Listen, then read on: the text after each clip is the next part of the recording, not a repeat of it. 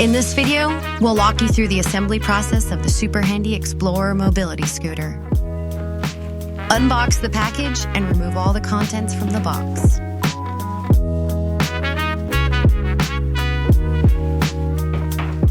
Start by assembling the front wheels. Place one flat washer on the shaft, then the wheel, then another flat washer, and a nut. Completely tighten the nut, and then repeat these steps on the other side.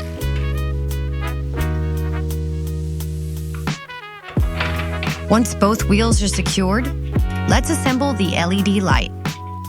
Align the light with the metal hook on the handlebar. Insert the bolt, and then tighten the nut. Next, unfold the scooter. Insert the D-pin through the main frame. This locks the scooter assembly in place. Attach the seat stand to the seat using 4 bolts. Make sure the bolts are tight to ensure a smooth ride. Insert the seat assembly into the main frame. Then close and tighten the post clamps.